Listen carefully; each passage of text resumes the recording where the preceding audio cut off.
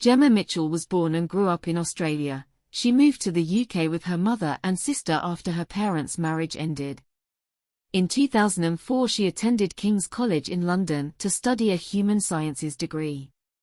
The qualification included a course titled Structural Basis of Human Functioning, during which she learnt to dissect the human body, and another module covering experimental anatomy.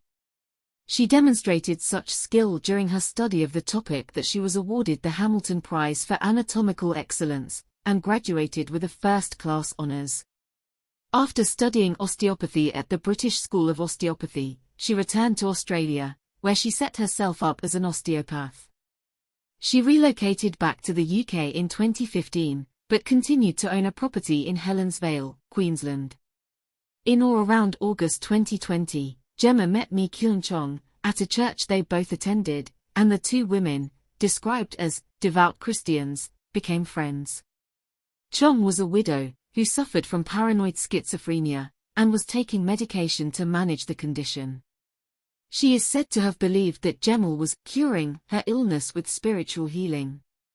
Gemma and her mother planned to make improvements to their property, adding another floor to the house, but were cheated out of £230,000 by two builders they had hired for the project. Chong agreed to give Gemma £200,000, and the two exchanged numerous text messages on the subject. But Chong later withdrew the offer, and urged Gemma to sell the house and enjoy the money instead. On the morning of the 11th of June 2021, Gemma travelled to Chong's house in Wembley, North London, carrying a large blue suitcase. It is believed she then killed Chong and put her body in the suitcase, breaking Chong's ribs in the process, before taking the suitcase with her when she left the property several hours later. She also stole documents from Chong's house, and together with documents stolen from a recently deceased neighbor, she later attempted to use them to forge a will, leaving the bulk of Chong's £700,000 estate to herself. Chong, who had last been seen alive on the 10th of June, was reported missing by her lodger on the 11th of June. When Gemma was questioned by police as to Chong's whereabouts, she said Chong had gone to stay with family friends somewhere close to the ocean, and that she had been feeling depressed. Gemma stored the suitcase in the garden of the house she shared with her mother for 2 weeks. After reactivating her deceased neighbor's mobile phone, then using it to hire a car, on the 26th of June, she drove 200 miles to Salcombe in Devon to dispose of the body, and dumped it on a woodland path near Bennett Road. The body, with the head missing, was found by holidaymakers the following day. Emergency. Hi, I just found a body. Oh, go ahead, caller. What's your emergency? I just found a body. Right, okay. A body, is it? Are they breathing? No, they're dead. They look like they've possibly been there like a few days or something, with some flies and stuff. Right, okay. Bear with me a second. Let's pop this on. What's the road? Yeah, what road are you on? I'm in Salcombe. You're in Salcombe, sorry. Let me have a look. I can populate, hopefully, where you are. So, Bennett Road, are you quite near the harbour? Chong was 67. Chong's body was too badly decomposed to determine a cause of death, but a post-mortem did ascertain that Chong had received a fracture to the skull. Gemma was arrested on the 6th of July 2021, and subsequently charged with Chong's murder. Come on a second. Sorry, can I Gemma, do you want to come up? Yeah, sure. Alright. Just want to see them. Hand just over your hands. Alright, Gemma, at this moment, I'm arresting you on suspicion of murder. Okay, you don't have to say anything, but you may have a defence if you want to mention one question, something which you later rely in court. Anything you do say may be given evidence, okay? Once we're in the cuffs. Am I allowed to... I'll go explain everything to you. Okay? Should I get some shoes sorry. on? What? If you want to one sec. Inside? Who's inside at the moment?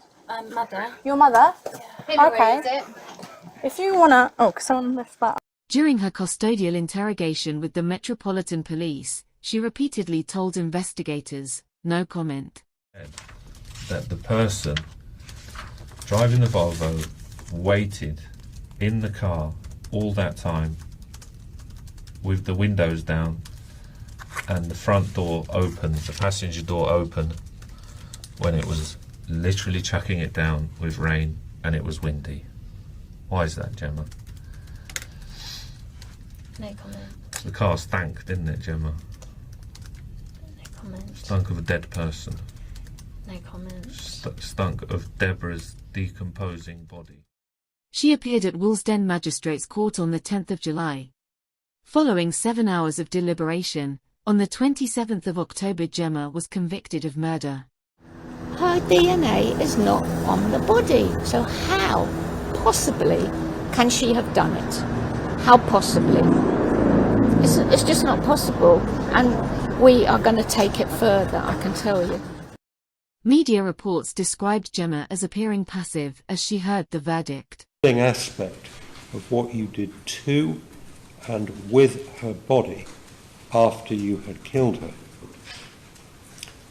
You have shown absolutely no remorse, and it appears that you are in complete denial as to what you did, notwithstanding what, in my judgment, amounted to overwhelming evidence against you.